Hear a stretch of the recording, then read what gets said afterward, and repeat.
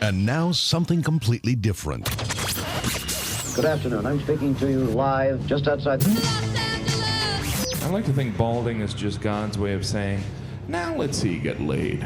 Is it true that if you don't use it, you lose it? What I'd really like to do is put the greatness of this man in perspective. The hair loss community has a lot to be thankful for, having you as a spokesperson. You mean you just call this guy up? About life and about reality.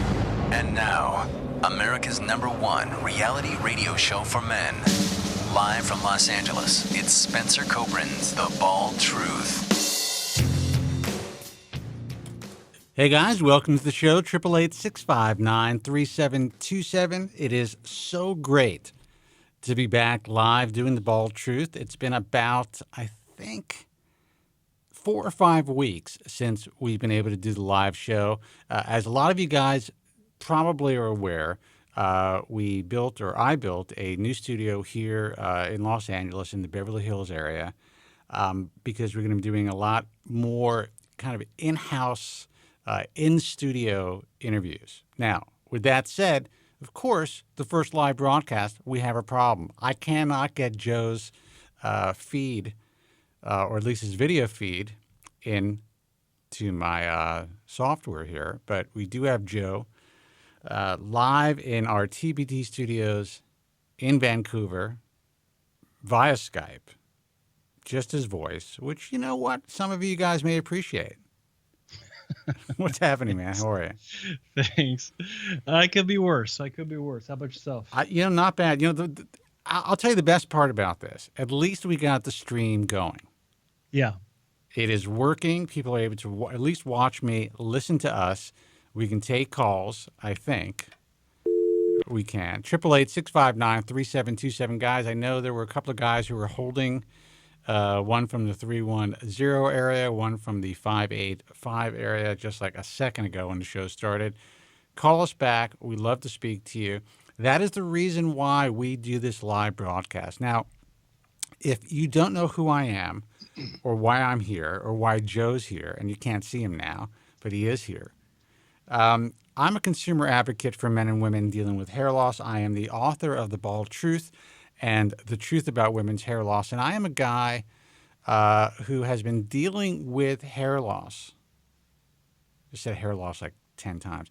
Dealing with hair loss for just about 3 decades. Now, if you are watching the broadcast, and I know a lot of you guys are either listening to the podcast sometime in the future, which still freaks me out, that's actually in the future. If you're listening to this podcast, that's in the future, right, Joe?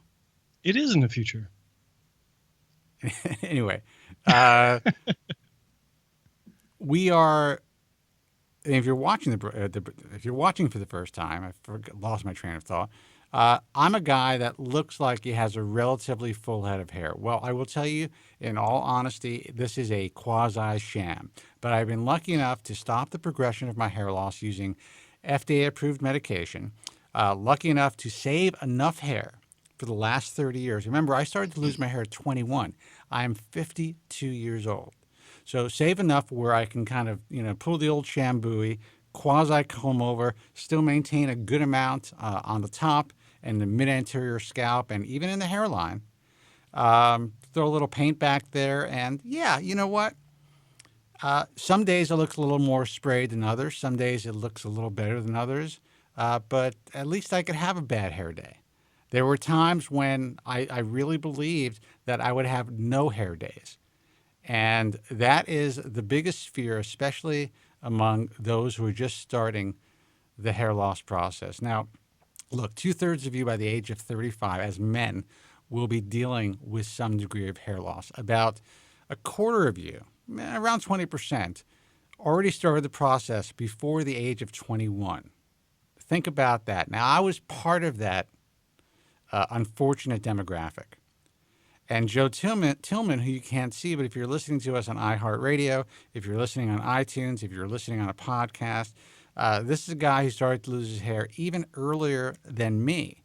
He was about 17 years old when it was first pointed out to him. So it is we consider this a devastating disease of the spirit. Joe, it's interesting. There is someone in my office here in the new studio in Beverly Hills whose dad apparently is a huge fan of the program. And when this guy found out who I was, it was like, it's interesting to kind of get a sense of the cult following that I've developed and we've developed together over the years. And, you think of this little, radio broadcast and then this little internet broadcast. It's not that little. It ain't so little. We realize, and this particular person originally came from New York. This guy's dad listened for years, and when he comes out to visit here, he wants to come and visit me in the office, and I said, sure, no problem. But I guess my point is that, well, the world of radio. And anyone that you speak to about this broadcast thinks that this is a niche show. This is a niche market. Originally, when I first started, thought that this was such a small niche, how were they ever going to succeed in spending their advertising dollars on the program? The truth is, we reach the largest demographic of all humankind.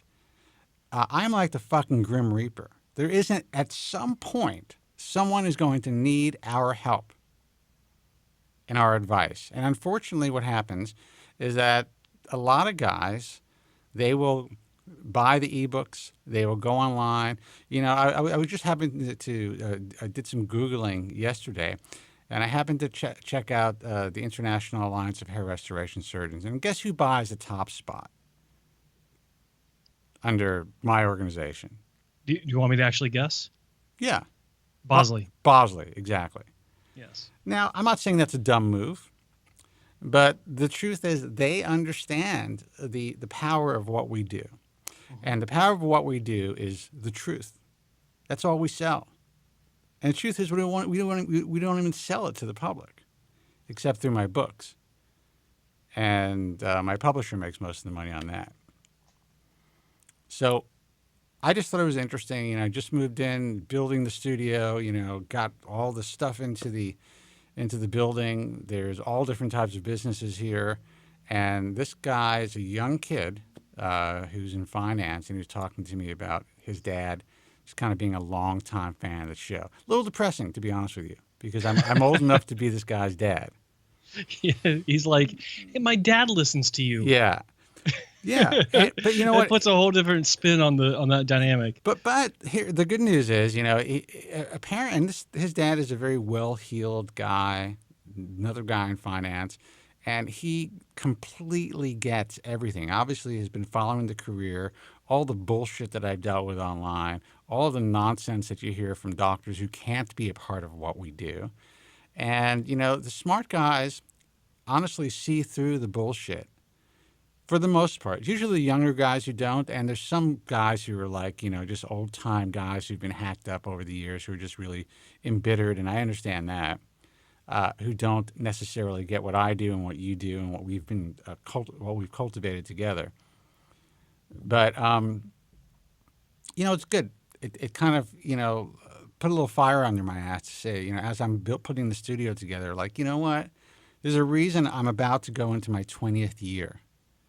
Phone number is 888-659-3727. Let's see who this is. Hey, man, you're on the air. Who's this and where are you calling from?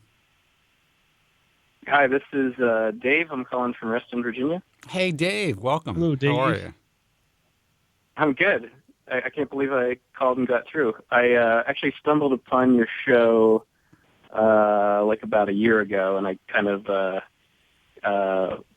casually watch it from time to time, so kind of excited to be on. Well, welcome and thank you. And why are you so casual about it? Just life's busy. I'm just busting your balls, man. When I was dealing we only accept serious callers here, man. Yeah. If it's only casual to you, yeah, it's we take this bald thing seriously. So listen, what can I do for you, man? I think, I guess, first of all, I just kind of wanted to make a comment that I know you were saying, I believe it was a few shows ago, about how you didn't go to your 10-year reunion after your 10-year high school reunion, and I have to confess that I was actually thinking, like, I've done some really crazy stuff like that myself. I wear my hair pretty short. My hair it's thinning pretty good in the front third, but it kind of, if I get my hair cut short, it doesn't look too bad. And so I've done the weirdest things where, like, I've waited to go out on a date with a girl, until I could get my hair cut. I've done, like, just weird stuff like that. Oh, really? I didn't want to meet Joe Tillman the first time until I can get. If I wasn't able to get that haircut, the meeting never would have happened. And this is a dude. Okay. Every time I glance at his hairline, he'd like dodge and weave. No, I would just. What are you looking at? What are you looking at? No, I would just say, listen, dude, stop. Just stop. So I completely, obviously, I'm the guy that understands. And for those who may not have heard the show, I ended up going to my 20th high school reunion and my 25th and my 30th high school reunion. That's how old I am. And I'm going to go to my 35th. But I did not go to my 10th high school reunion because at the time I'd yet to find finasteride. My hair, I felt, had changed so dramatically and I was still young, that I just felt, I don't know if my peers are going to be in the same situation, and will they notice? And I just chose, and even though most people would have said at the time, you know what, it's not really that noticeable. Yeah, maybe you're wearing a little more hairspray than, or they did. I never wore hairspray in high school, but maybe wearing a little more hairspray than somebody your age should be wearing. But for the most part, I still could have pulled it off. But I chose not to go because of the anxiety that, I just was dealing with at the time. And that's a tough thing for most guys would never admit that. And it's still a tough thing for me to admit. And there's people from my high school who are listeners and who are viewers of this broadcast who may have heard this for the first time. But that's the reality of it. Now I go to a high school reunion. Everyone's asking me what they can do for their hair. And I'm kind of like, just by attrition, I'm the guy with the good hair in the room. I have yet to make it to a high school reunion. Really? I didn't go to my 10th because I was still, I was like in the middle of my transition from, the pluggy work that I had into, transitioning into being really bald and having that bad hairline. Oh, shit. That would have been, yeah. My girlfriend at the time was like, yes, let's go. And I couldn't even tell her why I didn't want to go. And I never made it to that reunion. And next year is my 30. And I come hell or high water, I will make my 30. Well, of course you will, because you're probably the most in shape guy with the best head of hair at this point. So yeah, man. So tell me what else. I mean, how else has it affected your life? And did you tell me your age, by the way? 34. 34. So you're a young cat. When did you start to lose your hair? I would say that I noticed. I think it was imperceptible to the people around me. But I think it was around 22 when I first noticed it. And then I would say it was very noticeable. I started getting comments in my, I would say around 27 or so. Now think about that. Comments. Just the fact that people would comment on something that we have no control over. You talk about the last bastion of political incorrectness. If I were to go up to some chick and comment on the size of her ass, or comment that, it looks like your tits are deflating a little bit. What's going on? Can you imagine that? Are you wearing pancakes on your chest? It's very possible I would be arrested for that. Yeah. You gotta be who you gotta be. All right. So you were 27. You're around 27 when people started to comment on your hair loss. So I'm 34 now.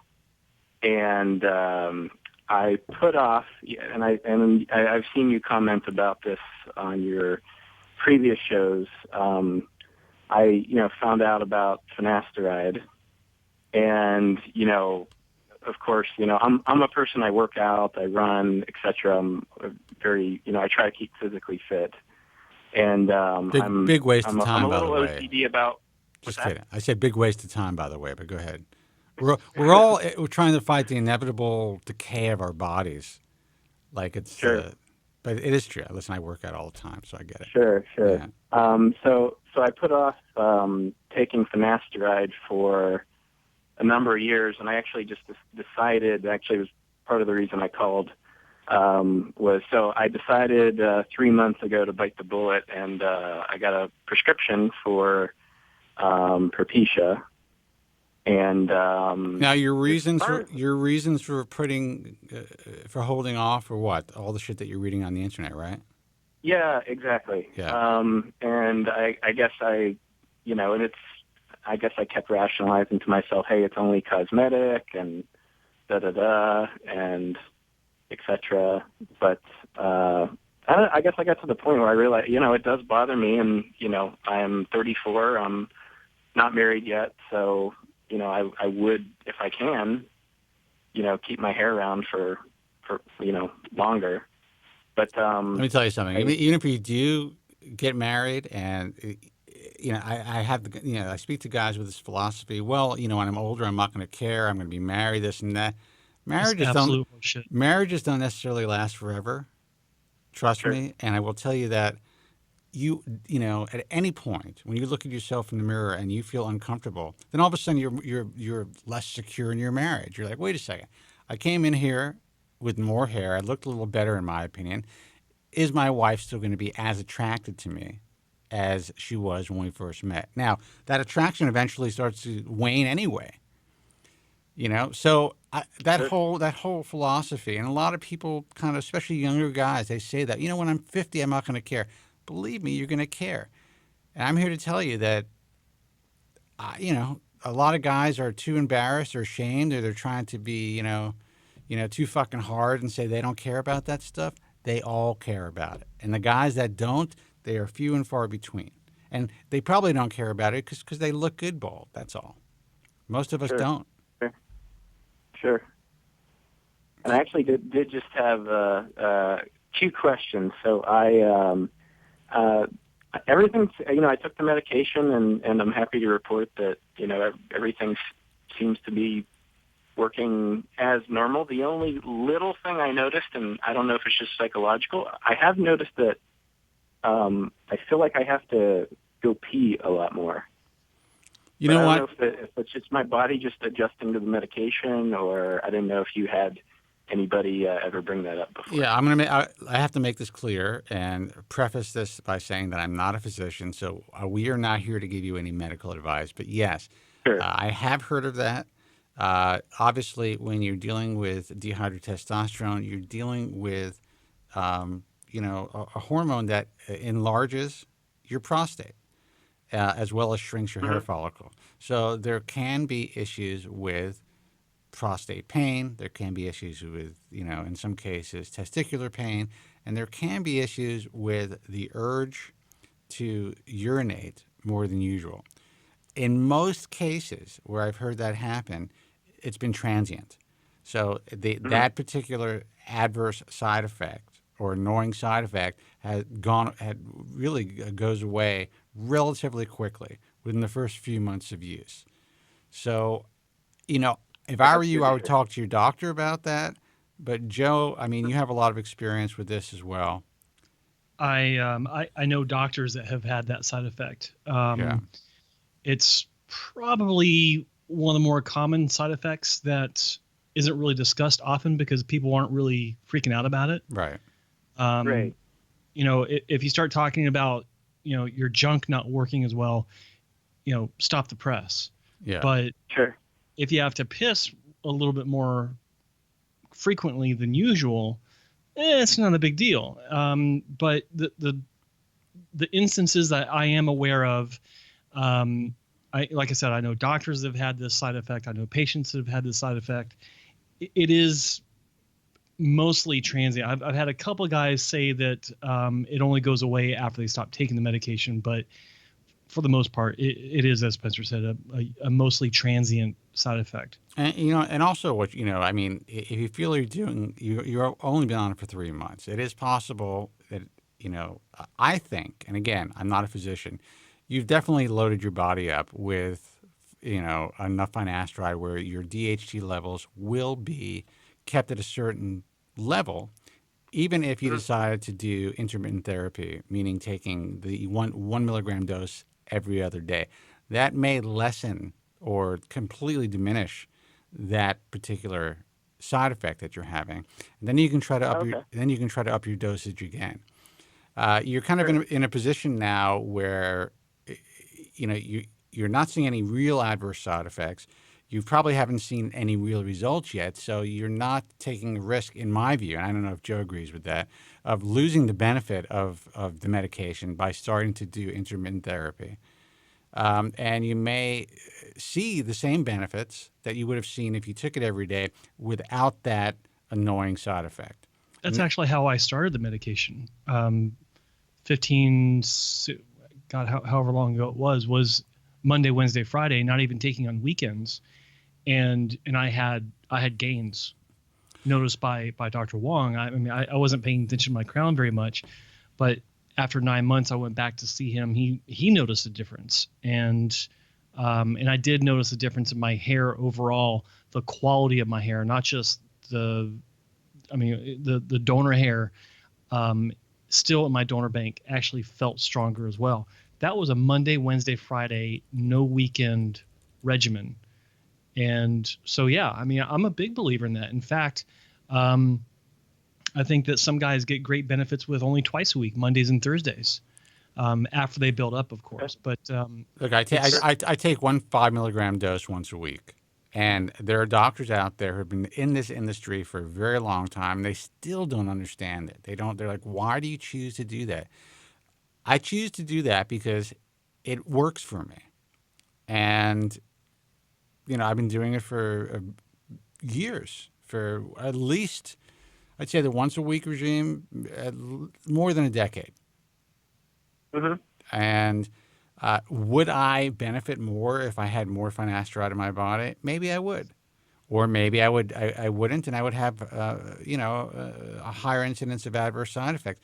I don't know. But for me, this leaves me a lot of room for growth, so to speak, no pun intended, that if I start to lose ground, and I have over the years, I mean, I've had to wear a little bit more paint in the back for sure from, I'd say, the age of 30, 32 to now, but it's not that significant, so it kind of gives me room to up my dosage if I need to. So again, you need to speak to your doctor about it. We are not providing medical advice. However, based on our experiences, if you think this is something that's persisting too long, then I have a feeling, and again, I don't have a crystal ball, but if you lower your dosage, do intermittent therapy, I have a feeling you're probably going to have the same gains, and that side effect will probably go away. Okay.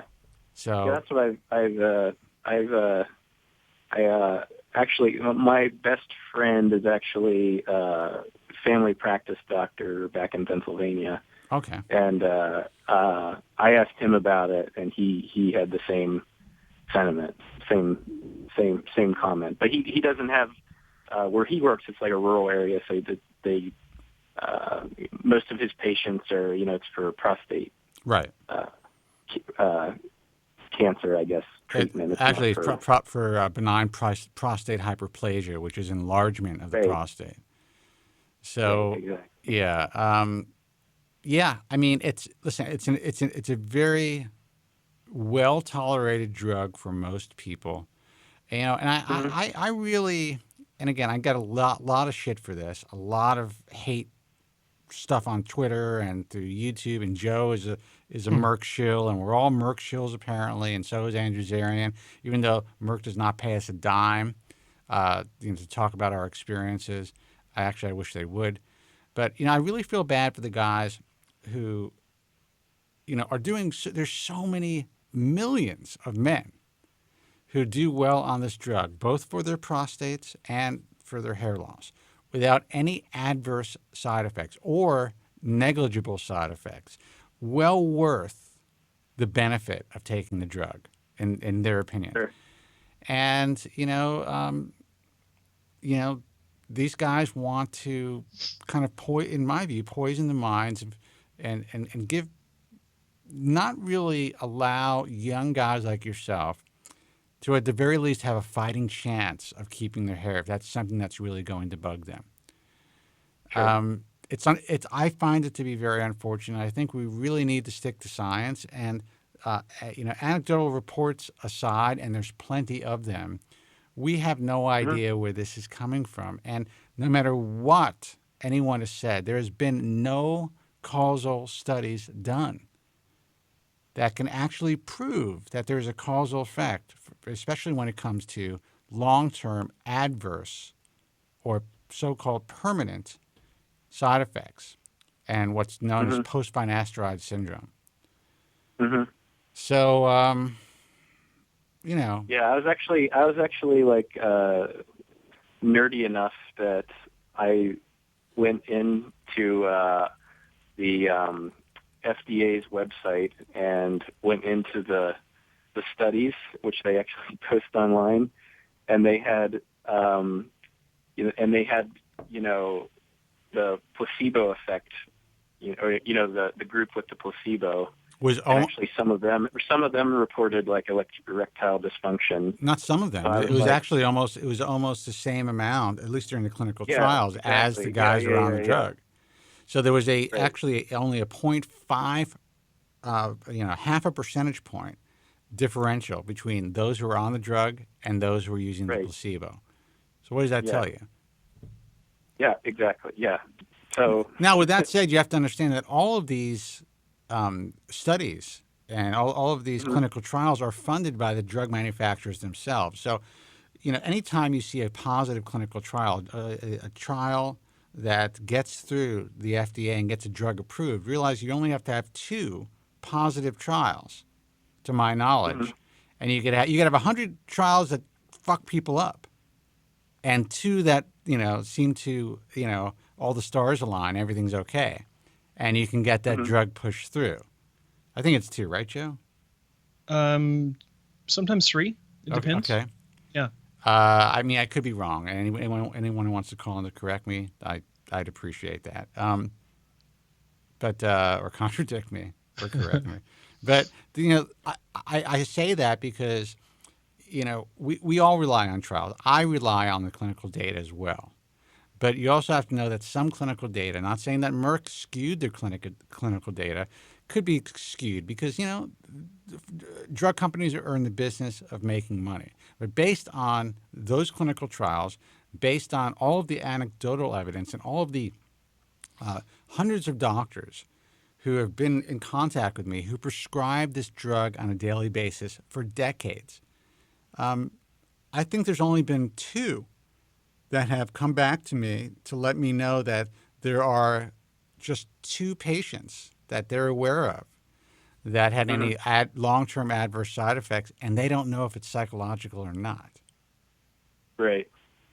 So, in my experience, working 11 years in one clinic and in the years subsequently, I've not run into more than a handful. I mean, if I'm to really seriously think about the number, I think it's less than 4 that have told me that years later they're still having issues.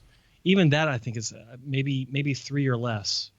I mean, it's just an amazing phenomenon that you read about all the time, but people that are in the industry and have been in the industry for a decade plus are not coming back and verifying that these are situations they're running into in their own practice or in their own experience. Like my peers, my best friends, guys that I've grown up with, almost all of them are currently using finasteride, and they chose to take it based on my experience of taking it. And they went in not worrying about reading the side effects, not worrying about, just getting in, taking a prescription. You know what?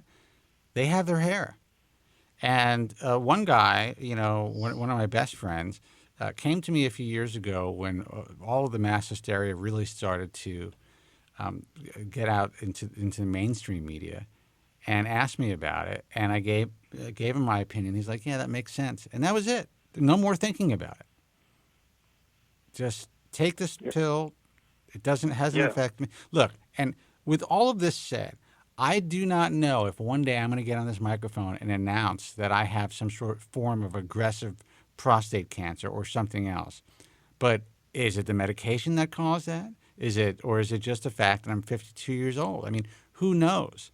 Anything we put into our body, we are taking a risk, whether it's food, whether it's medication, just walking outside. I mean, here especially, I'm used to living in Calabasas, working here and coming here every day now. I mean, I could feel the smog. It's like living in a different place. I'm like in the heart of LA, and it's while it's great and it's going to be really good for the program and for the other programs I'm going to be doing. Who knows? That could take off another year of my life. Yeah. Sure. So anyway, absolutely. I'm glad you made the decision to do something to help yourself, especially if it was something that was affecting your life in an adverse way. If you're one of these guys who are equipped to deal with it, then I say fuck it, shave your head, move on. Do not even bother with any of this crap. But obviously you weren't one of those guys.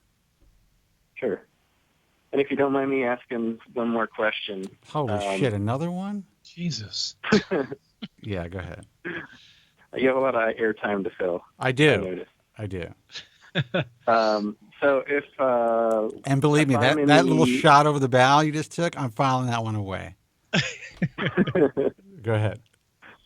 So if I was just curious if I wanted to go to a hair transplant surgeon just for a consult, and I'm in the Northern Virginia area, would you have any recommendations? There are a few doctors that I could recommend in the on the East Coast in that area.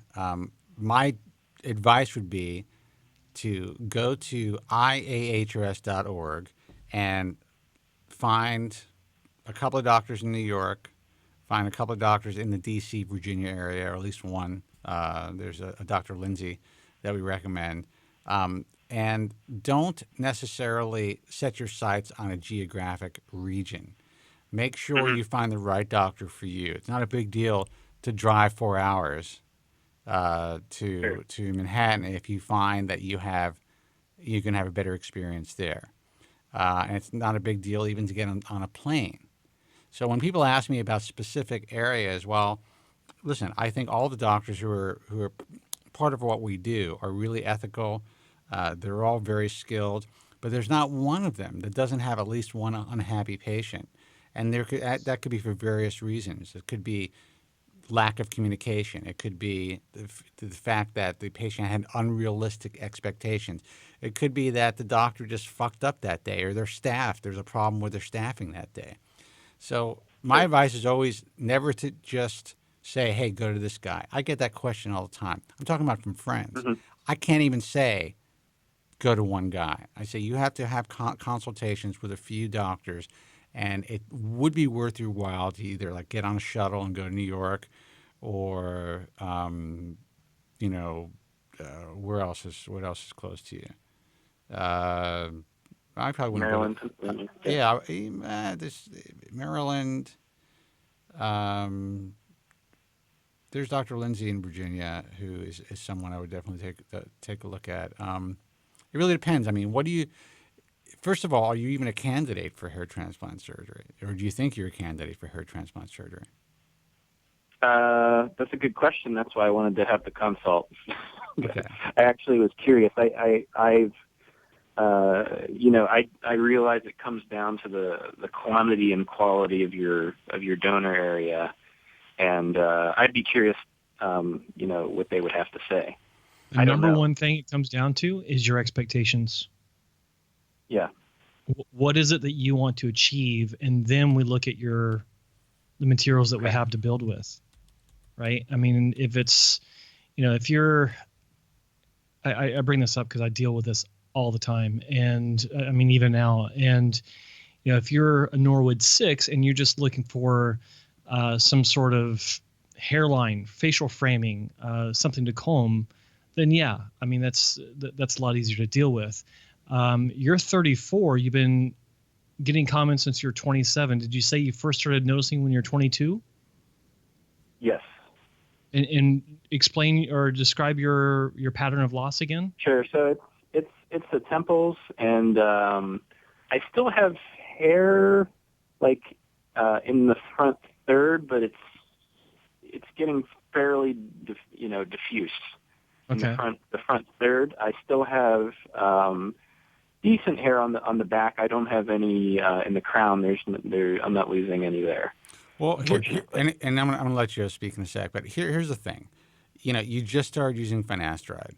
There will be doctors out there just based on your description who will say, you know what? Yeah, you might be able to benefit from a hair transplant.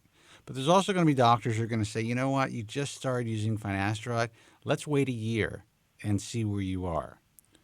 And it doesn't necessarily mean one is more ethical than the other, because it seems like you're kind of at that point based on your explanation of your circumstances where even an ethical doctor who knows you just started using finasteride may believe you can benefit from the surgery. My whole thing is you just started. Sure. So it's great to have in-person consultations. In the end, that's the most important thing you can do, and meet with patients. But if you wanted to just kind of get an assessment and kind of not, travel the world, you can do some online stuff. You go to ihs.org, look at some doctors, in your area, and maybe just a few hours away, and say that you want to have an online consultation. See what they have to say. See if it's consistent just based on your images. Also remember, if you do online consultations, even with the best doctors, and Joe was a consultant for a long time, sometimes the doctor's not even taking a look, depending on who the doctor is, at your images. So you may be getting assessed initially by a consultant without even knowing it. So in the end, that advice, in my view, it's not that it means shit, but it's just kind of like a starting point. And then you need to go and actually speak to a physician. And you can get checked for hair follicle miniaturization. And most IHS members will do that. Bob Bernstein's really big on that in New York. And he can kind of give you a gauge of where he thinks you currently are and where you're going to potentially progress to. But again, you're on finasteride now. You may be reversing that process without even realizing it.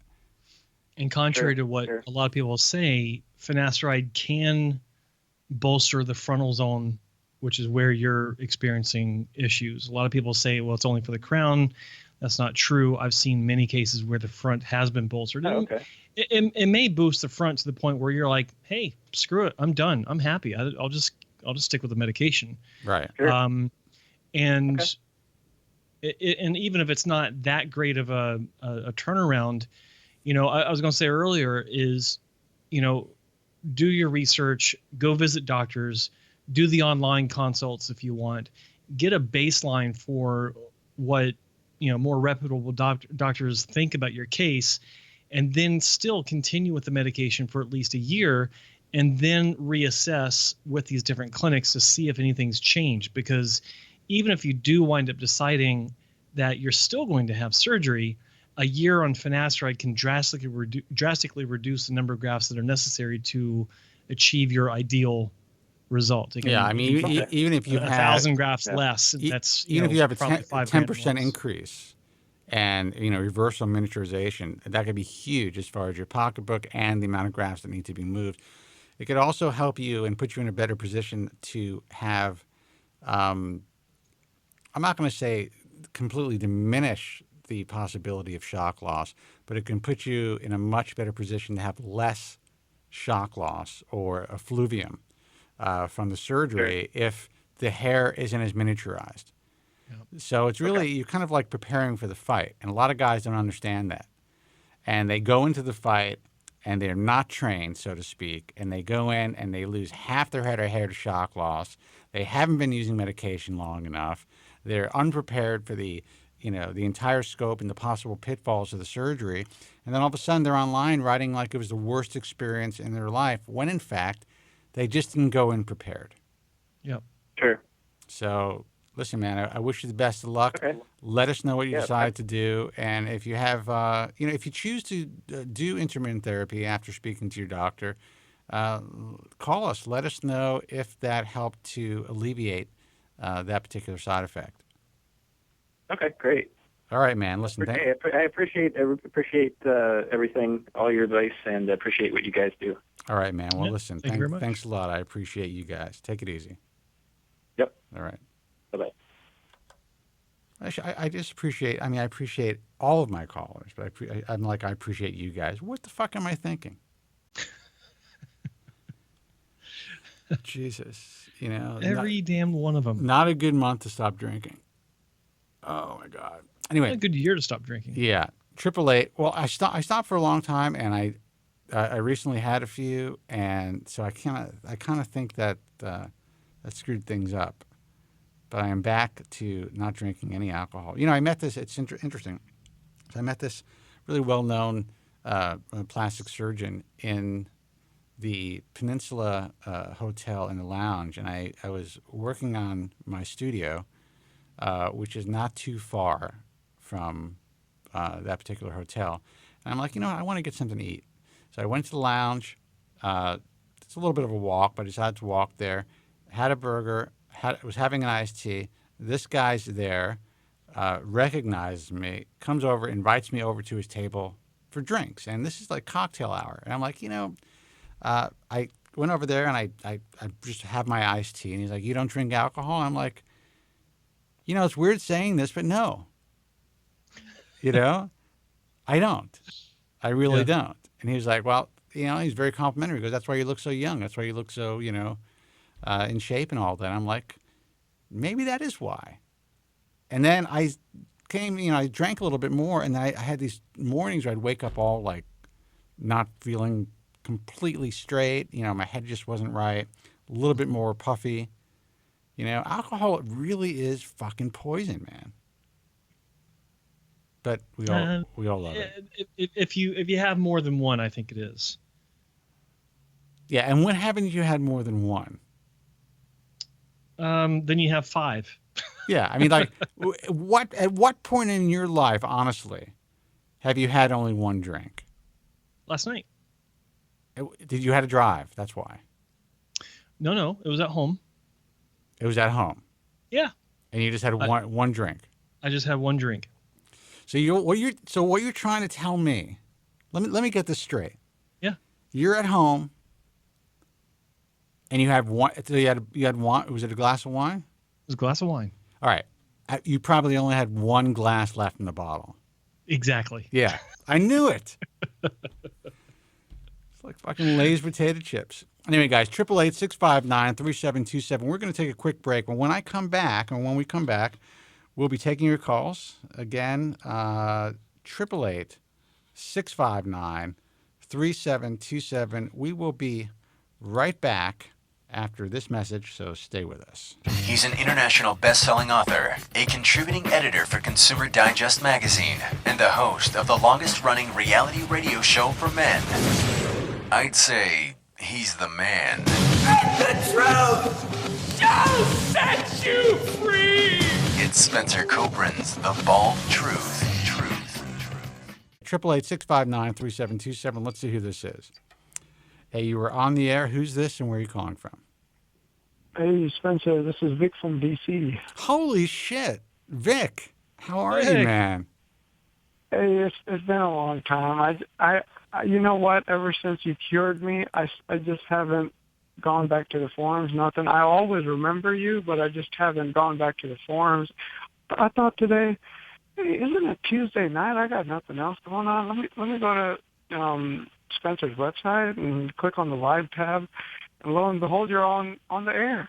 Dude, it's first of all, it's great to hear from you. And when you say that I've cured you, I'm not sure what that. Let my listeners know. What are you talking about? Yes, Spencer, you cured me. Several years ago, I was so. The reason I'm asking is because I haven't cured myself yet. So give me the advice that I gave you, because I'm still fucked up.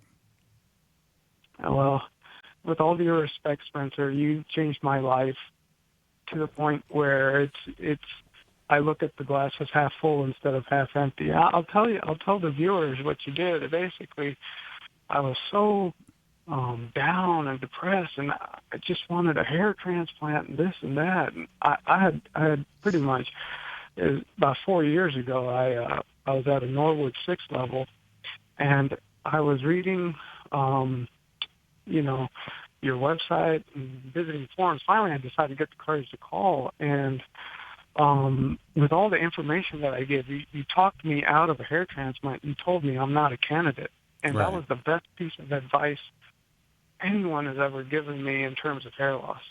And from that day forward, I changed everything I had control over. The other things, started working out, changed my perspective. You warned me about all the scarring that comes from transplantation. You warned me that my donor wasn't thick enough. You warned me that, you got to be prepared for shock loss. You got to be prepared with all of that, and it's not cheap either. So with all of that, you saved me money, you saved me pain, you saved me emotional suffering. And guess what? You just told me, hey, just try buzzing your hair off. I did that. I never looked back. You cured me, Spencer. Good for I will you. never forget you. Wow, I am a good fucking guy. I really, no, honestly, that makes me feel really. I'm very touched that this program and what we do was able to affect you in such a positive way. And there are doctors out there, and a lot of guys, and you read this bullshit online. They think that, and they do the same thing to Joe, that we are somehow here to sell hair transplants because. I have an organization where physicians pay dues, just like any other organization, to be, part of the organization and to be promoted through the website and stuff like that. There's not a medical organization of any kind where physicians do not pay dues. And if they don't pay their dues, they're not on that website. So this whole concept is just bizarre to me, that people think that because we are actually selective, and we make certain decisions that it won't allow anyone who's willing to pay the dues to come on board, that we are somehow in the business of selling hair transplants. It's really the contrary. We're in the business of educating consumers about their best options and about hair transplantation. And the doctors who we accept, and I accept into my organization, support my truth. And that truth is hair transplants are a last resort, and not everyone is a candidate for hair transplantation. And I was talking about this earlier with Joe, how this year we're making some real, very specific changes to our messaging. And while that has always been an important part of my messaging, I will only work with physicians who are really providing truth in advertising, truth in their marketing. And I have kind of made some changes over the last few months. There are some doctors who have been removed from the organization for, in my view, pandering to patients online, to providing false information, even though these guys are good doctors, about studies and about doing certain things in their practice that no one else in the world can do. That is all bullshit that I will no longer tolerate. So it's important to know that anyone who's part of the IHRS not only has the surgical competence to be a part of the IHRS, but they also have the ethics to be part of what we do. And they also support our message, which is the message that I gave you, that if you're not a candidate for surgery, first of all, you got to figure out if you're a candidate for surgery. Surgery is the last resort. And if you're not a candidate for surgery, no matter how desperate you are, you got to man up and just make the decision not to have it, because in the end, you are going to be fucked. Spencer, you're absolutely right. And I want all your viewers to know that if it wasn't for Spencer, I would have. There were doctors willing to do FUE or willing to do strip on me.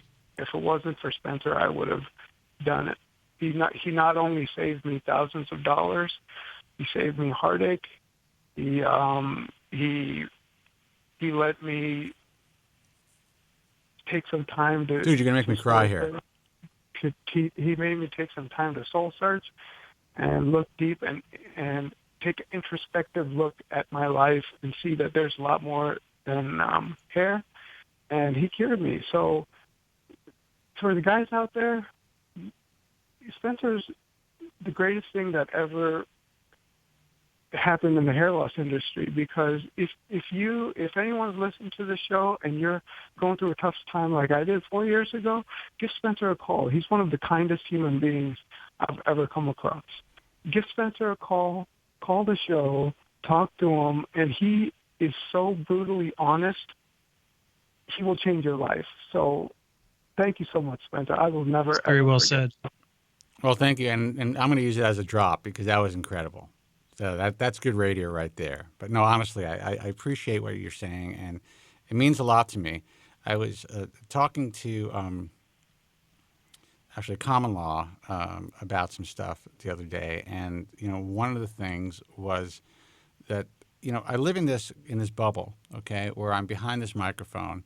I've been working out of my home for so long. I was in a radio studio for a long time as well. But when you do the program, you walk outside that studio, you don't really know who's listening to you and how you've affected their lives and what impact you've had on their life's work or on their on how their family interacts with them. I mean, what we do here and what anyone actually in broadcasting does, especially if they're providing advice and information, especially something when as serious as cosmetic surgery and as serious as this devastating disease of the spirit known as hair loss. You just you don't realize the impact that you have, and I when I get a call like this, it really does make it all worth it. All the bullshit, and I deal with a lot of bullshit from physicians who cannot make the grade, who are not part of what we do. Online trolls and just guys who have nothing better to do but to try to destroy things that, and the reputation of those who are really helping people. I mean, poor Joe gets shit all the time, and I think to myself, what has Joe ever done to anybody except help them? You mean Joe Tronic? Yeah, Joe Tronic, Joe Tillman. Oh man, he's such a nice guy. Why would he get shit? Because people are crazy, man. I get some of the like my YouTube channel, which I have so much fun working with. I get some of the craziest comments.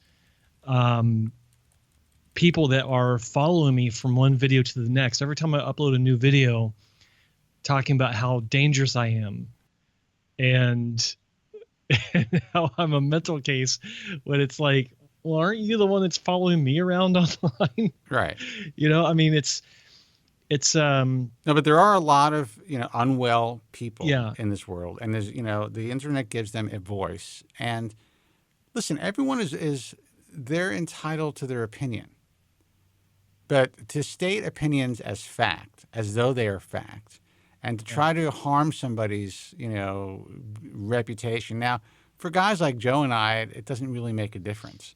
But there are really good doctors out there. There are really good people who depend on, earning a living through the public, and it makes their lives more difficult when there are just lunatics who are out there to try to destroy, say, a physician's reputation. A guy who may have, a batting average of whatever, like an insane, 8 out of 10 patients are ecstatic. Jesus, I've been hanging out with this one guy too long, by the way. I'm not even going to talk to you about that. But anyway, and 2 out of 10 guys are unhappy, whether they are legitimately unhappy or they are just unhappy for other reasons. And they go out there and they systematically try to dismantle and destroy this incredible doctor's reputation. This has happened so many times. And that's why I really take the responsibility of being a forum owner as really an important responsibility. It's something that, most people are like, yeah, you know what? It's good traffic. Let all the bullshit occur. But the truth is, if you're not controlling what's being said, if you're not controlling the potential defamation under the guise of free speech, then you're not a responsible person. You are not, in my view, running a legitimate forum that's really out there to help people. That's true. And you see that all the time. And you're right. I tell people, stay off the fucking forums. I tell people to stay off of my forum. And somehow, even with no back end and me saying that, it's still the most trafficked forum in the world of hair loss. And I say that because there is another forum that has a lot of traffic, but they have a very busy back end as well. You cut off that back end, meaning no private messaging, and you lose right off the bat 30 to 40% of your traffic. So to have a moderated forum with no back end and to have the traffic that we have, this is not to pat myself on the back.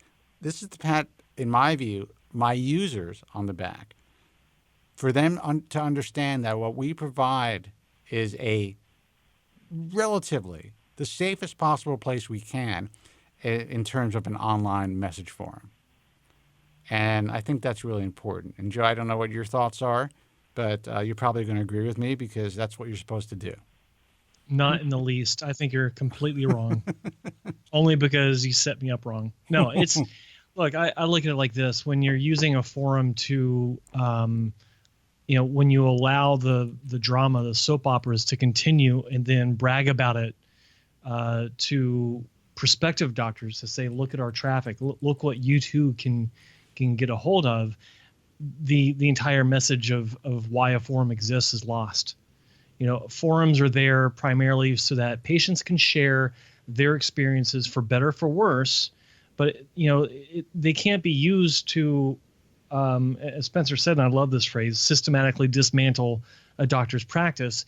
It needs to be fair. If you are a patient and you've had a bad experience, you have every right to share your experience, but you can't, continue to use a forum over and over and over to harp on why a doctor is a butcher. Well, anyone who allows, in my view, their forum to be essentially an extortion ring, I mean, it's not about the patient. It's not about free speech. I'm talking about a lot of forums, not even beyond the hair transplant world. This is the reality of the forums. And, there's a tremendous amount of power, okay, when you own a popular forum that you can have. And you can choose to use that power for good, as they would say, or for evil. Yeah. And in my view, there's a lot of guys who kind of just choose to use, there are guys out there that choose to use their forum to kind of just make their sponsors fearful. Like, hey, look, if you don't keep paying, man, you see what's happening now? It's only going to get worse. Well, we chose to make very specific rules. And, patients have to prove that they're real patients. There can't be any pylons from people who are not part of the situation. If a doctor has if a patient has a bad experience with a physician, then it's between the physician and the patient. If the patient wants to tell his legitimate story, just the facts, then that goes live. That stays out there for public consumption for everyone to read. But we're not going to allow a bunch of anonymous people then to jump on and judge what transpired in a situation that they weren't even involved in. That is irresponsible, but it brings eyeballs, it brings traffic, and there are some doctors out there who think, well, I mean, there's one doctor in particular, he's on the East Coast, who thinks that's a good thing. And honestly, I mean, in my view, he's destroying his own practice by being involved in that. He doesn't even realize As much business as he thinks he has no clue what he's losing because he's involved in that. Yeah. So anyway, Vic, man, it's great to hear from you. Thank you so much for the kind words. I'm so glad that we've been able to help you over the years. And I'm glad you're back, man. I really am. I mean, listen, you don't have to deal with hair loss anymore, so I understand why you're not listening to the program as often. You win. So you win. But if you're free on Tuesday nights and you want to call in anytime, we're here. Hey, I'll tell you what, man. This is as good as the Mayweather-McGregor fight. I would pay for either one of the shows, baby. Well, your lips to God's ears. If we can get enough people to do that, then I'm going to do one more show. I'm going to go fishing. All right. All right, Thank man. you so much. Thank All right. You have a great night. All right. Take care. Good hearing from you. Thanks a lot. Good hearing from you. 888-659-3727. Let's see who this is. Hey, you're on the air. Who's this and where are you calling from? George from Staten Island. What's up? Hey, what's that? Who's this again? George from Staten Island. George from Staten Island. You know what, George? Since Joe from Staten Island doesn't call in anymore, I think I'm going to play his opening for you. Oh, no. No. Joe from Staten Island. Excuse me. My name is. Would you like to may reiterate it? My name is. Have you heard it? Excuse me. My name is. George. Hey, what's happening, man? No, I don't want to take that guy's spot, man. No. It's done, man. And you know what? Now he's going to be on your ass. Oh, exactly. Man. You know what? It's kind of weird. I mean, we're both. I'm from Staten Island. I'm from Manhattan originally, but I grew up on Staten Island. But I live in Utah. And that's right. I remember that. That's right. Yeah. How you doing, Joe? Good, how buddy. you doing, Spencer? We're good, man. We're good. It's good to be back. Yeah, man. I tried catching you last week, and I just kind of like a beep. Yeah. Beep on there. I was like, okay, well, I guess they're not on the air. But yeah, and I have to fix the phones too. I got some more problems with the phones besides not being able to get Joe's Skype feed in here. But we're going to make that happen. By next week, everything will be fixed. But go ahead. What were you going to say? Oh no. I went through. This is going to sound weird. I went through almost all of your podcasts on YouTube, almost just about all of them, and I realized you go way back. You know, I went from the 90s, I think, all the way into the 2000s, and it's like, oh my freaking goodness! I went through all of them just about, and there's, you know what? I come to the conclusion. I'm sorry, guys. I don't want to sound extremely negative, but there is no cure for male pattern baldness in the near future. I'm sorry. I read all about this. I've been reading up on Histogen, Replacel. Don't be sorry. Shiseido, and I wish there were. I really were. Look, I'm the only person. I'm the only person that is hoping that I'm somehow going to be put out of business, and I'm hoping that there's going to be a cure and there's going to be more effective treatments. But yes, I've been doing this since 1998, and in 1998. I was convinced, based on some science at the time, based on knowing Dr. Angela Cristiano, her initial findings back in 1997 when she found the first gene linked to hair loss, based on a lot of rumblings that were coming out of the Netherlands about hair cloning, and some, based on Dr. Colin Yehuda's work, that there would be at least much more effective cell-based treatments within a 5-year period. So I went into this industry thinking, I got about 5 good years. I better make as much money as I can.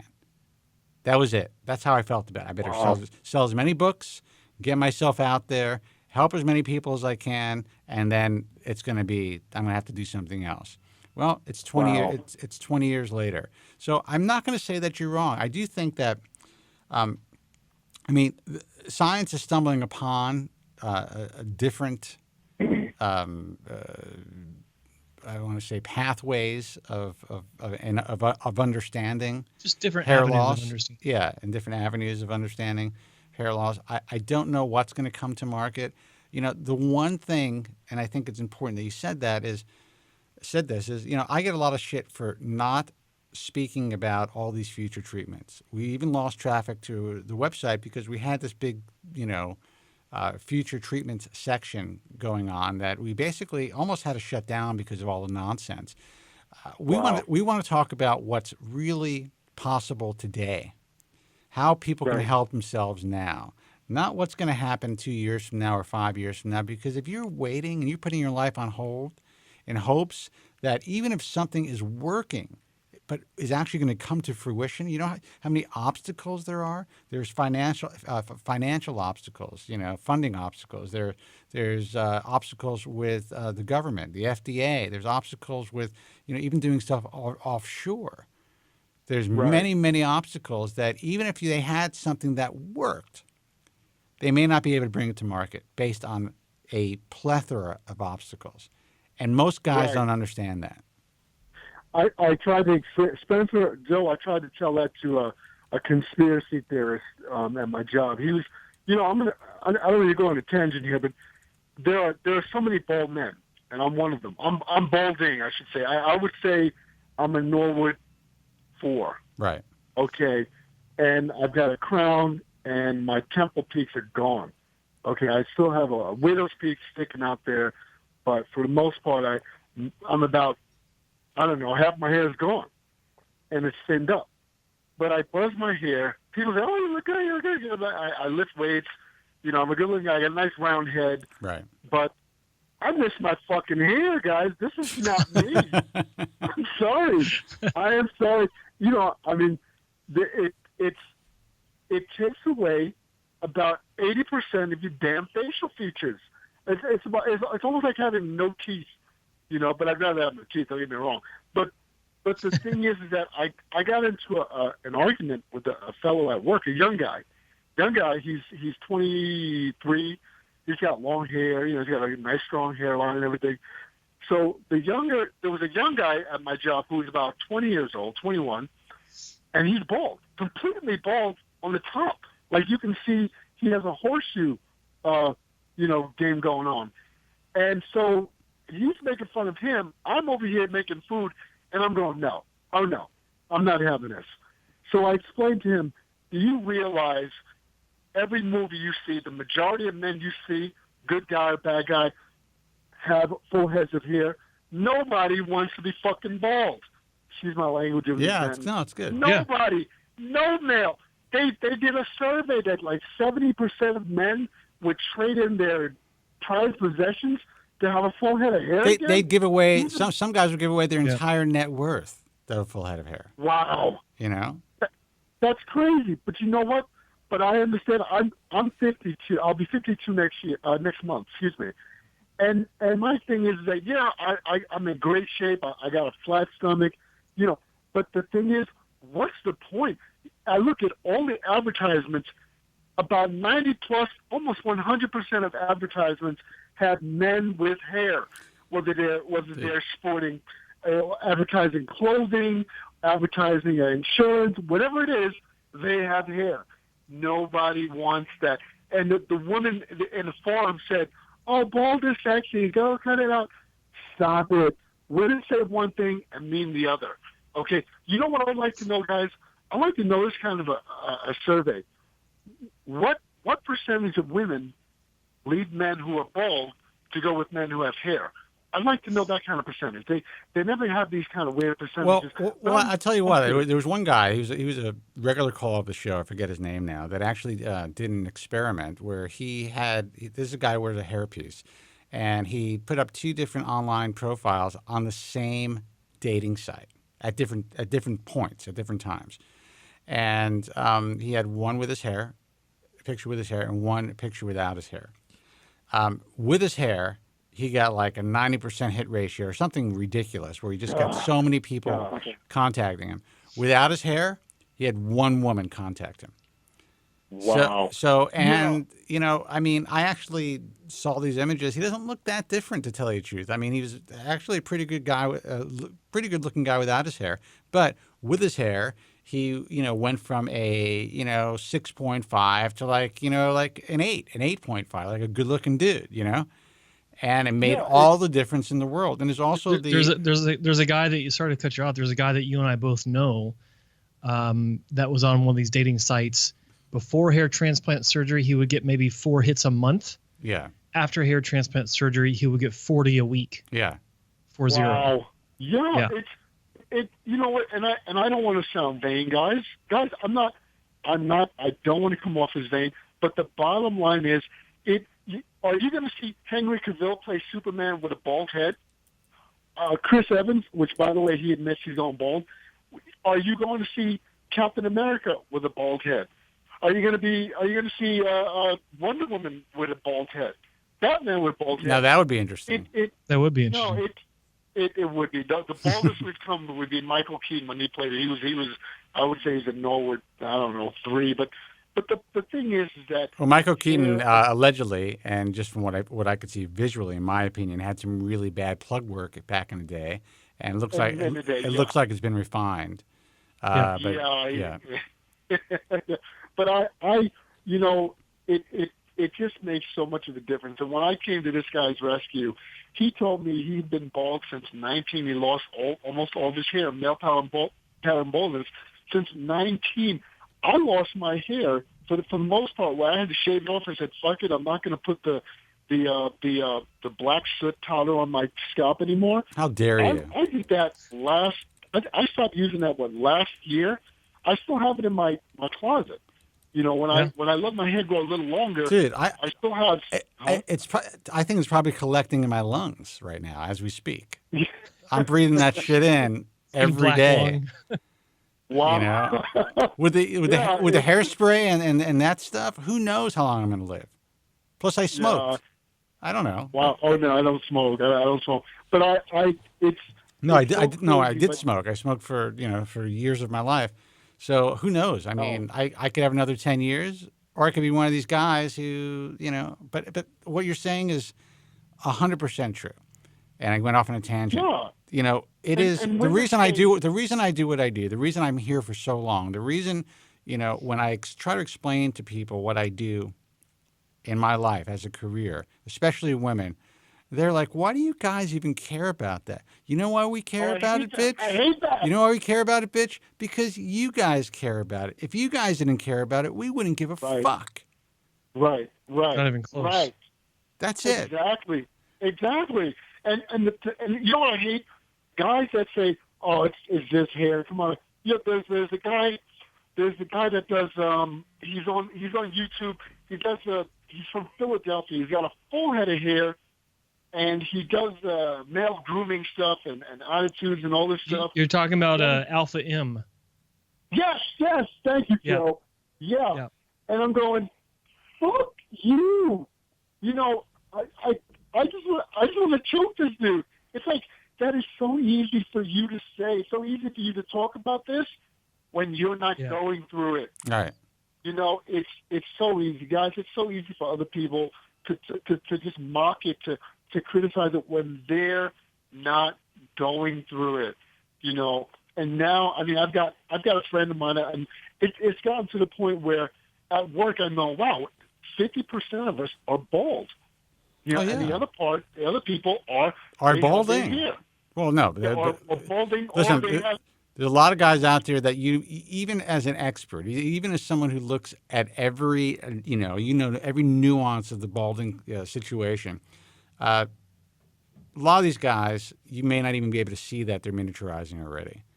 Almost every guy, by the time they're 35, has some degree of miniaturization, meaning that they're going bald.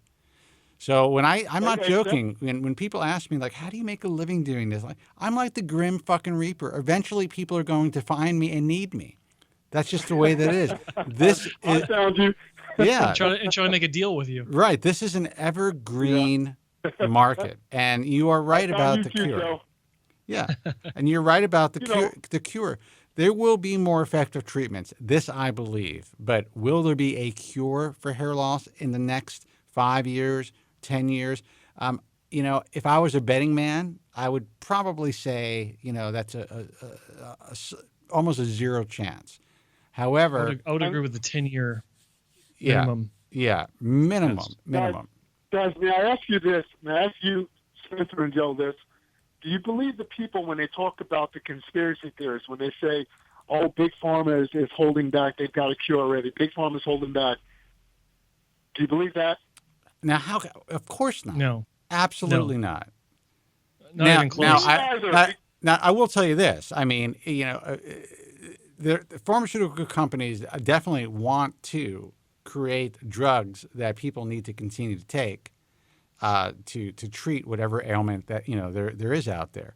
That includes cancer. That includes hair loss. That includes cholesterol, statins, and all these drugs. The truth of the matter is, there's not a lot of money to be made in lifestyle changes and as far as heart disease and cancer, things of that nature. However, hair loss is a completely different animal. And if there was something that a drug company could, put together that, like finasteride, but with less of a chance of adverse side effects and a better, a higher percentage of more regrowth and maintenance, there's not a drug company in the world who would hold back on that. I mean, again, it's evergreen. They would be like, this is it. Yeah. Even if they lose, they will eventually lose their patent. But there's always going to be a loyal percentage of people who will not, change from brand name. So, yeah, I mean, that to me, that's the craziest thing in the world. Listen, there are guys out there online who were convinced that the reason I was not speaking more about this particular doctor in the Netherlands who was claiming to perform hair multiplication or hair transplants where the donor hair would regenerate in the back is because I was making so many millions of dollars, in their words, from strip surgeons that I was trying to protect the strip butchers. Well, now, here the situation is now everyone's against this guy in the Netherlands because they realize that what he's been claiming for the last 15 years might not be what he claimed to be. And there's a lot of people out there who have, unfortunately had, at least they claim online, not the best experiences. So, I mean, there's a lot of conspiracy theories out there. If you actually go online and read anything and take it at face value, take it for as though it's reality, you're a fucking idiot. Oh yeah, definitely. I've been to the forums. I've had debates with people, at work. We talk about this, and I say no. As far as the conspiracy theory, I don't believe that. I try to explain to a friend of mine that it is extremely hard to regrow hair, to put that in a dish and clone it and all. Do you know how smart you got to be a fucking scientist to do this shit? This isn't like some shampoo. And speaking of shampoos, you go online, there's always a new shampoo that reverses miniaturization and grows new hair. No, it doesn't. Look, here's the thing. I've been doing this for a long time. Initially, I really thought that I was going to be able to completely clean up the industry in a very short period of time. Now, what I was able to accomplish within the first 3 years was to move surgical hair restoration from plugs, mini and micrografts to follicular unit transplantation with the use of stereomicroscopic dissection, making that the gold standard and getting it out there in a big enough way where people had to finally throw up their hands and say, okay, we'll invest in changing the infrastructure of our practice and hiring the right staff in order to perform this superior technique that actually makes hair transplantation look natural. They were forced to do that. Kind of did the same thing with FUE. But when it comes to products that are being sold for hair loss, that's a tough game because there's so many products. There's so much internet, so to speak, so much, space out there, and anyone can come out with any bullshit. So it's an upstream battle trying to get people to find us first. They find us, but they usually find us, if they're lucky, they find us after they've been ripped off by one of these scam companies. The worst case scenario is when they find us after they've been disfigured. by a bad hair crazy. transplant. Oh, that's crazy. And Joe, Joe, you know what's happening. In my view, the biggest scams now, and I even hate to use the word scams, the biggest, the most information that's being put out there now are, in my view, from device manufacturers who are, trying to sell their FUE devices to physicians and, of course, directly to the public. And I think there's the device manufacturers are they're getting more plentiful. We've had discussions about that. I've also seen an uptick in pills and lotions and shampoos. Yes, and it's the same story, just kind of recycled over and over again. The thing about these lotions that you see or pills is that they, I can't say that they don't do anything, because they all have the same ingredients that are readily available without prescription, like minoxidil, like saw palmetto, like zinc, and all these other minerals, biotin, things that are proven to help in little increments overall hair health, or maybe thicken hair a little bit if you've only got a minor bit of miniaturization going on. But there's nothing groundbreaking. There's nothing new that has come out in the past 20 years. And, we could talk about this for hours. There's so many different ways to look at this. But, when you're talking about the scams or the snake oil, it's just more of the same. Well, and also, when you go on the message forums, and everyone, they're buying stuff, all this gray market stuff. And I got to tell you, man, I've been doing this for a long time. Has anybody ever seen any long-term results from any of these guys on the message forums who have been using all these different powders and, just stuff that is being concocted by these gray market companies that are being sold, and people doing group buys, and it's all out of desperation. I understand it. Excuse me. I understand it. I'm fascinated by it, to tell you the truth. And it's something that it's a phenomenon that you don't see in kind of like other worlds of medicine. Let's put it that way. There are people who are, obviously they're into alternative treatments and all that stuff, but you don't see this type of, ardent desperation, if that's the right term, and this kind of like these zealots who are so like anti-establishment, meaning they're anti-drugs that work, but they are so pro-drugs that really haven't shown any true efficacy. But they're afraid of taking an FDA-approved drug because of adverse side effects, but they'll slap some shit on their head or ingest something that's been made God knows where and by whom. Yeah, they order off Alibaba in bulk. Yeah, I've never seen anything like it. You mentioned that by the age of 35, you'll see miniaturization of a certain amount of men, but except for one group, guys, Native Americans. Native Americans don't go bald. Well, it's very rare that they go bald. You do see the occasional Native American with some hair loss, especially at older ages. But yeah, genetically, it appears that there is really not the same predisposition as, say, Ashkenazi Jews. We are like, we're fucked. That's just the way that it is, Right. That's just the nature of the game. Caucasians, absolutely number one, and then you can go down the list. Hispanics in general. There's certainly a tremendous amount of percentage of balding in that culture, but it really also depends on diet. Look at the Japanese culture. For years, hair loss is a relatively rare thing, especially in old Japanese culture.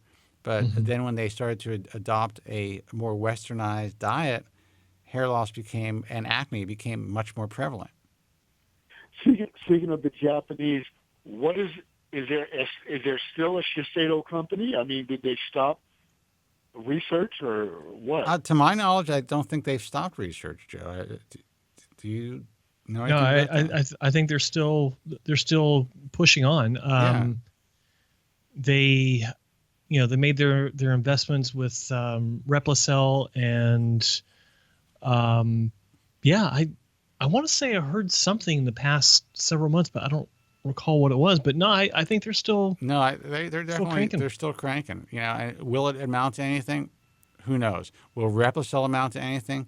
Who knows? I mean, they're working. They're trying to hedge their bets, working with the tendon regeneration aspect of their cell rejuvenation process and their hair loss. Will anything ever actually come to market? Who the fuck knows? It doesn't make a difference. Guys, these companies are out there looking for venture capital. They get investments, whatever it is. People live off of that for years, and then nothing happens. Or it could work. We don't know. If I wanted to start a company tomorrow, and this is not to sound obnoxious, but it's the truth, and said, listen, I'm looking for venture capital. We essentially control or help to control the flow of information online when it comes to the hair loss industry. I believe that we have this invention that will, or this treatment that will help millions of hair loss sufferers. I can build a business plan and a proposal that would bring in, I would say my first round, easily $2 million. That's just first round funding. Wow. So just for a piece of paper and based on who I am in the industry. Maybe even more depending on who I would bring on board right away as far as, my initial board of directors. It could be $10 million. And that's how a lot of companies survive. There's companies out there that are making medical devices, and that's how they're surviving. They're just surviving on investment, on equity investment, where people are essentially hedging their bets. They're making investments in companies based on, what are they called? Basically based on a business proposal, and showing the size of the industry, this, that, and the other thing, showing the type of technology that they're developing. And there's guys who've invested millions of dollars. There's one company that's has hundreds of millions of dollars currently, but who knows what's going to happen in the end? They can end up going bust. Hey guys, have you ever, and both of you, Joe and Spencer, have you guys ever seen anything that reversed miniaturization that went from vellus hair to full hair again? I have seen guys who have had like zero hair in their hairline, or it looked like they had zero hair in their hairline. It must have been vellus hair. Regrow a significant amount of their hairline. And there's one guy actually that went to see Dr. Bill Rassman years ago, and Rassman used this guy as an example of one of the Propecia anomalies, where he grew back. I mean, he came in for a transplant, put him on Propecia, and he ended up growing his entire hairline back. So to answer your question, yes, I have seen that. Wow. I've definitely seen that with the crown of a lot of people who took Propecia. And I was an example of that. When I started using it, I already had, it wasn't slick bald, but there was so much miniaturization that I was able to see directly into the crown, and you can see the pattern. That reversed completely. So what does that mean? I mean, for a while, what does that mean? That means that a lot of that invisible vellus miniaturized hair became long terminal hair that, stayed in anagen phase for more normal periods of time. Now, eventually some of that reversed again, and I lost some ground. I had to start painting my head a little bit. But for the most part, I mean, even without paint at this point, if I comb it just right, unless there's like a light shining directly on top of my head, you're not going to see my scalp. And I owe that all to finasteride. So to answer your question, I mean, the answer is yes. Okay. Wow. I'm just, it hair means, I don't want you to think that my life revolves around hair. No. But well, mine my does. friends say, oh, you look good. Mine does. They say, no, you look good. You look good. That's them saying that. And I'm not being vain, but I'm going, this is not me. It's just not me. Like, again, I work out and everything. I got a great body, but it's just, it's here's the icing on the cake. and it does something to your frame of your face. And when I went to this place over in Salt Lake, it was she was basically like your story, Spencer. She was talking to me, and she was like, "Well, this is what our hair system is, and it's a fucking toupee." Yeah. She wanted to shave the top of my head off, which I still have fucking hair on my head on the top. Right. But she wanted to shave it off and glue this epoxy shit on my scalp. Yeah, if you are, On my listen, dick, if you are equipped to deal with that, and if you understand how to nuance it, and you understand that, honestly, your best bet is probably not to go to one of these clubs, in my view. If you're going to wear hair, you can buy stuff online. It could look very natural, but you have to do it. You have to get to the point where it looks thin. Like it's never going to look. If it looks too full, like what most people want, it's going to look like a wig. You can get away with it, and you could enjoy your life and feel comfortable in your own skin, and that's it. You live your life that way, but you have to understand what it is and what it takes. Most of these companies aren't going to sell you something, in my view, that is really lightweight and that is disposable, because people will be so pissed because they have to charge so much money in order to make a profit that if they sell a light hairpiece that's going to fall apart in 3 months, that looks completely natural, their customers are not going to be very happy. So it puts hair wearing in a really fucked up category, because wearing hair can be a really positive experience for people who understand what it is. And I talk about women all the time who wear hair. Initially women are like, I can never wear a wig, my life is over. And then they understand, they get to learn, if they find the right hair pieces and the right wigs. I know we're talking about women, it's a different situation. They get a certain sense where, okay, you know what? This isn't the way that I planned my life to be. But at least I'm able to go out now and feel good and feel pretty and feel comfortable. Same thing could happen with guys, but you know what? You got to know what you're doing. And sadly, most of these companies, in my view, are selling just really shitty hair pieces. So you were right. You're right not to do it, because you probably would have looked like an idiot. I would have definitely looked like it. And plus the hair texture, my hair is wavy. It was like, this is fucking Chinese hair, man. Get out of here with this. Well, I told the lady, I'll be back. But I never went back. I'm not going. It's most likely, they do use Chinese hair. The most common hair is Indian hair. Indian hair that's donated to these Indian temples. And it's a really bizarre business. Most of the stuff is manufactured in China.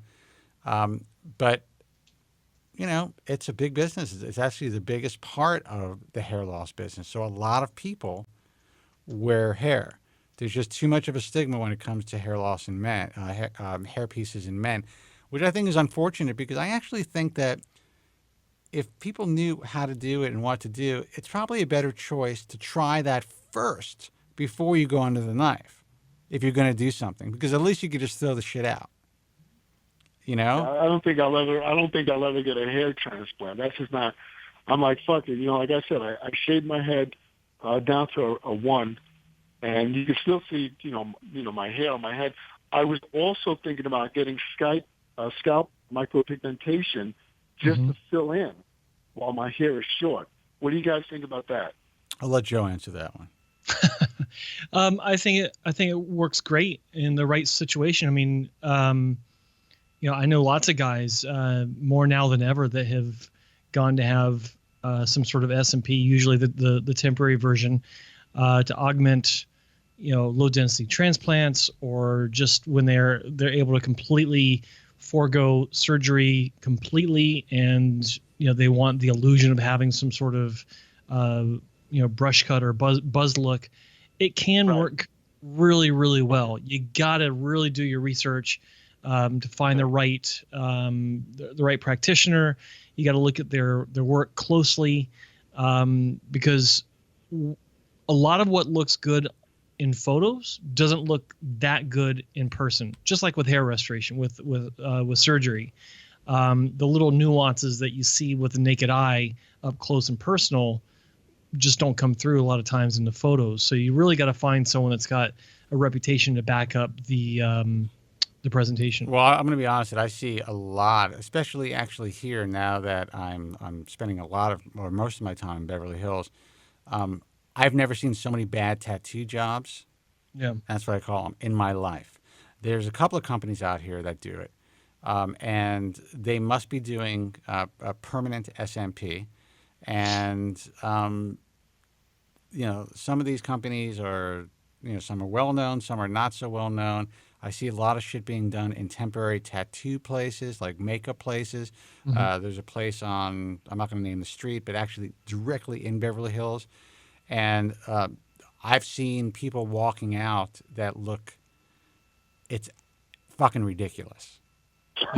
It is fucking. I mean, they literally have a tattoo of a helmet on their head. I've seen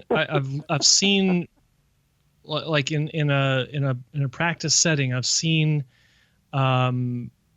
clients, I call them clients, come in and show me their recent results, and I swear to God, it looked like shoe polish was used to fill it.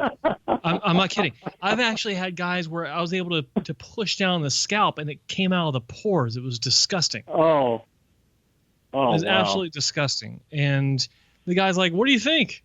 I'm, do you want me to tell you what I think, or do you want me to be real about this? And it's just bad. It's bad for everyone. It's bad for the industry. It's bad for the patients. It's bad for everyone involved. And this is, in my opinion, I don't want to say that's the majority of what's going on out there, but I think the majority of people that are going to get some sort of SMP don't realize how ridiculous they look. They're just happy to get something on their head, just like old hair transplant patients, 30 years ago. They're just happy to get something on their head if they're super bald and they can comb it over. That's the same thing going on with a lot of these SMP places, where they're telling people coming in, oh yeah, we can give you whatever hairline you want, because with actual hair from your donor zone, you're limited, but we've got endless amounts of ink or pigment. I think the key to my success in life is knowing how ridiculous I look, and and embracing that. But honestly, guys, we've got to call it. We've got to call it a night, dude. I always appreciate the call, George from Staten Island. I would say that listen to Joe as far as considering SMP. I lean towards I just spit on my mic. I lean towards the temporary type, knowing that, if you're unhappy with the result, it's going to fade, and you're not stuck with it. Now, the truth is, a lot of the permanent stuff that claims to be permanent for a long period of time, there's really not enough data showing how permanent it is, and in most cases, that will fade too. In some cases, that will fade in color, essentially change color into a bluish gray type of a tone. So then you could really be fucked up. And let me just interject real quick. I have a very critical question that people need to ask anyone that's claiming, a certain time frame for results. Say 5 years. Oh, you won't need a touch up for 5 years, or it's designed to last 7 years. The next question out of your mouth should be, how long have you been doing this procedure? Right. Because if someone is telling you point blank to your face, oh, it's designed to last for 5 years, but they only got trained 6 months ago, how the hell do they know? They don't. They know, right? How long has the company even been around?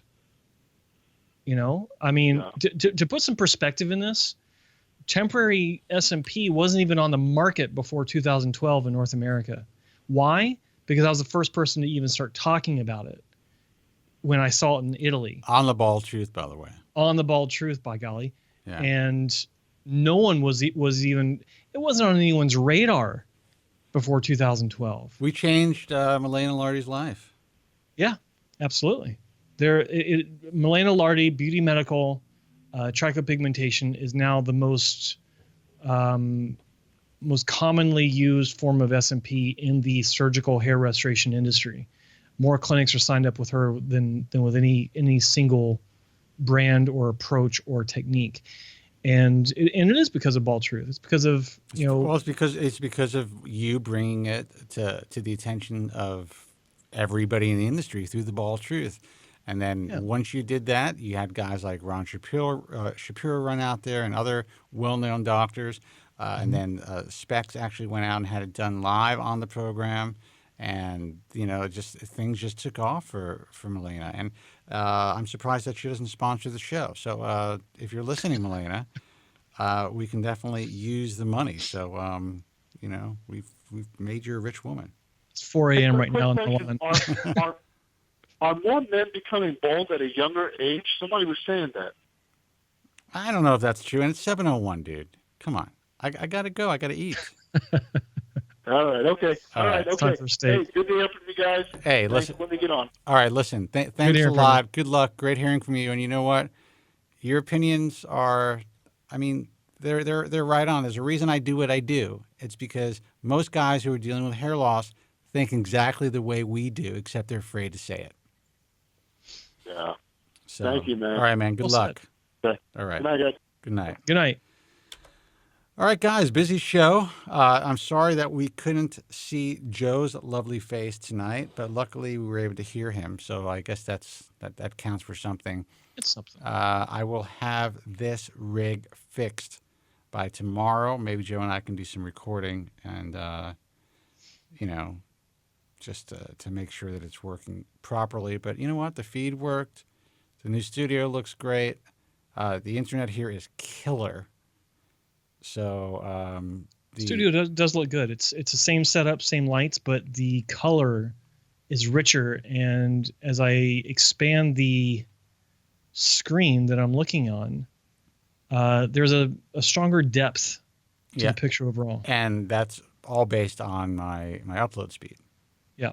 So everything is exactly the same, except I have an insane upload speed now. So anyway, guys, websites, thebaldtruth.com for archives of this broadcast. I want to thank iHeartRadio, or now they're iHeart Communications, iTunes Radio, Stitcher Radio, Guys from Queens Network, everyone else who's carrying this broadcast. You could, again, watch the broadcast through Guys from Queens. You could also watch it through The Bald Truth. I know Guys from Queens puts the broadcasts on YouTube as well. We're going to be doing a lot more content starting now. One of the reasons why we got this new studio. So you're going to be hearing a lot more from us, which is exciting. Joe's website, hairtransplantmentor.com. If you have any questions, concerns about your hair loss, ask Joe. That's all I'm saying. American Hair Loss Association, AmericanHairLoss.org. If you want to interact with other hair loss sufferers, check out baldtruth.com. We are a extremely well-trafficked, very busy, as far as the amount of readers, message forum. You will notice, though, that it's a little more tame. There is a little more of a heavy hand when it comes to moderation. There is a no bullshit policy. That's just the way that it is. I mean, it is a place for you guys, in my view, to get as much as an accurate look into the field and as much accurate information about hair loss and surgical hair restoration and all of your options from others dealing with the same issue as possible. And that's tough because most of what's being written by anonymous people, I hate to say, it's all speculation. It's all bullshit. You never know where it's coming from. So even on our forum, take what you read with a grain of salt. If it's coming from people like Joe Tillman or Specs, Spencer Stevenson, or other well-known guys who actually put their faces out there and their names out there in the industry, physicians who are willing to put their necks on the line and provide advice, you're probably a little better off, but you still have to do your own research and your own due diligence before you do anything. So that's baldtruthtalk.com. I mean, how is that for talking people out of going to a fucking forum? Well said. It works. But it's ridiculous. Why am I doing this? I should just tell everyone to come to the forum. It's the greatest thing since sliced bread.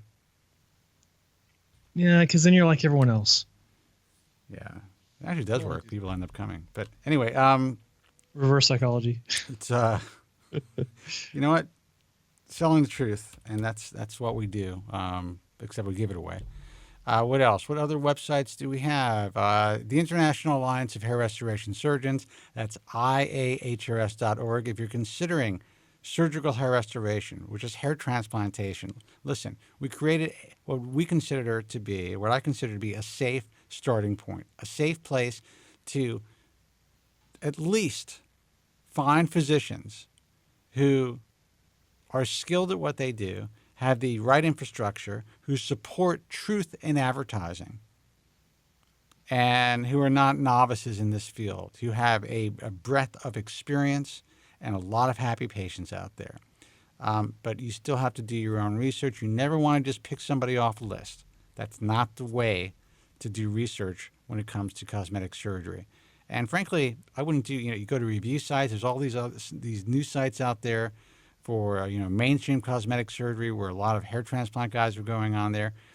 Listen, the more stars you have, the more reviews you have, in my view, based on what I know about the industry, how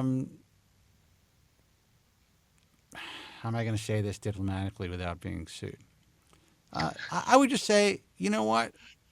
You can add that into your equation, but it is not a way to make a decision when having cosmetic surgery. Well said. Guys, until next time, be strong, God bless, and thank you so much for listening.